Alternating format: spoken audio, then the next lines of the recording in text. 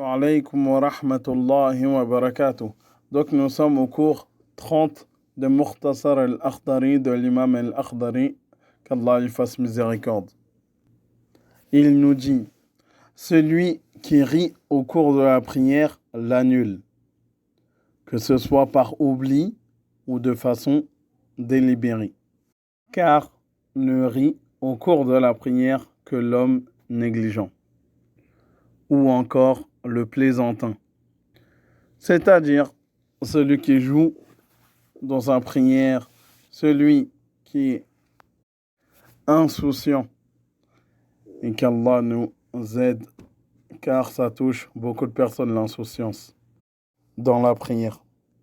Et après, il nous dit, le croyant qui se lève pour prier doit détourner son cœur de toute chose, hormis Dieu, subhanahu wa ta'ala, gloire à lui. Bannir de sa pensée le monde, afin de pouvoir se rappeler de son Seigneur, le majestueux. Donc, sache que tu dois te dire quand tu rentres en prière, c'est bon, c'est un djihad avec le shaitan. C'est soit lui, soit moi. Et il ne va pas voler de ma prière des récompenses. Et sache que c'est dur pour tout le monde de se concentrer. Car il est à l'affût, c'est-à-dire le shaitan. Après, il continue encore le cher de donner des exemples et de te dire ce qu'il doit se passer dans ton cœur, et etc. Et ça te montre exactement la sincérité que le savant avait envers la communauté. Ce n'est pas il cherche à te donner le minimum d'informations et finir son livre, mais exactement il te donnera plus. Donc il dit qu'Allah lui fasse miséricorde. Son cœur doit tressaillir et son âme s'imprégner de la crainte de Dieu très haut. Cette prière est celle des pieux croyants. Après, il revient exactement au sujet qui nous importe, qui est exactement le fiqh, c'est-à-dire les adorations, la jurisprudence, etc. Et il dit, mais en fait, le simple sourire, ça peut passer. C'est pas un problème. Ça peut arriver que quelqu'un sourit de par la récompense qui sera donnée, qui est promis aux croyants, etc. Mais ce n'est pas comme rigoler au fait. C'est comme sourire avec du son. Ça annule directement comme on l'a vu tout de suite. Après, il nous dit encore, les pleurs du fervent fidèle sont pardonnables. Ce qui gêne au fait, exactement, dans les pleurs, c'est le son. À part si, exactement, la personne elle a bouillonné, etc., elle a pleuré, etc., elle n'a pas voulu par humilité. Là, ce n'est pas un problème qu'il y a un son qui sort. Mais aussi le fait d'essayer d'avoir l'humilité, etc., c'est là qu'il peut y avoir un problème. Il y a une divergence entre les savants. Est-ce qu'il va faire que sa prière va être celui qui cherche à avoir, qui cherche à pleurer dans une prière obligatoire, est-ce que sa prière va être caduque ou pas?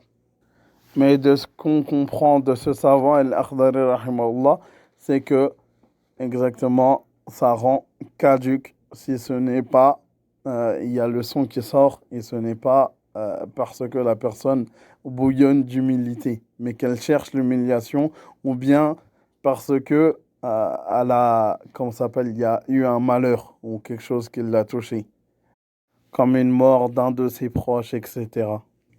Après, il nous dit, celui qui prête un peu l'oreille aux propos de quelqu'un qui parle ne doit rien.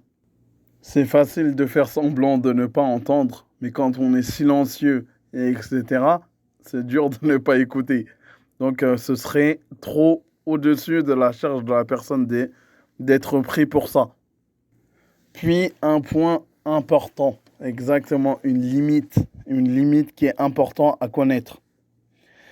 Il nous dit, celui qui, après les 2 raka'at, c'est-à-dire les 2 unités de prière, disons le dhuhr, après les 2 premières unités de dhuhr et avant de s'asseoir, c'est-à-dire la deuxième, tu t'assois, el julus, tu t'assois, c'est l'assise, s'apprête à se relever, mais se rappelle qu'il doit rester assis, le fera et ne se prosternera pas, à condition que ses mains et ses genoux n'aient pas quitté le sol. Qu'est-ce que ça veut dire exactement? En fait, à dhuhr, exactement à la deuxième unité de prière, on doit s'asseoir, d'accord? Mais toi, exactement quand tu fais, t'arrives, normalement tu dois t'asseoir. Mais tu pars pour te lever. Là, il te dit que la limite, c'est quoi? C'est quand tes genoux et tes mains, ils ont quitté le sol. S'ils ont quitté le sol, tu n'as pas le droit de revenir. Je ne sais pas si vous avez bien compris. Parce que c'est un peu différent à certaines écoles peut-être. En fait, dans le madhab malikite, tu te lèves. Tu sais que tu dois t'asseoir, mais si tes mains et tes genoux, ils ont quitté le sol, tu ne reviens pas, tu te lèves. D'accord? Même si tu sais que tu dois, au fait, revenir. Non, et tu considéreras la chose comme un oubli. Voilà, il dit, si ses mains et ses genoux ont quitté le sol, il doit continuer sa prière. C'est-à-dire qu'il ne doit pas se rasseoir. Il doit continuer sa prière et se prosterner avant le salut final. Pourquoi? Parce que c'est un oubli. S'il se rassoit, après s'être relevé, par oubli ou intentionnellement, sa prière est valable moyennant une prosternation après le salut final. Si la personne veut revenir et s'asseoir, si elle s'assoit au fait, normalement elle n'a pas à le faire, mais si elle le fait, exactement, c'est comme si maintenant elle a rajouté quelque chose qui ne devrait être. Donc elle se prosternera après le salam et non pas avant. Puis il nous dit qu'il ne faut pas soupirer. Si elle le fait par oubli, elle doit se prosterner après le salam. D'accord? Mais si elle a soufflé ou elle l'a fait délibérément, qu'elle a soupiré délibérément, là, sa prière, elle l'a rendue caduque. Et dernier point, et on termine sur cela, cet audio, c'est sur le fait d'éternuer.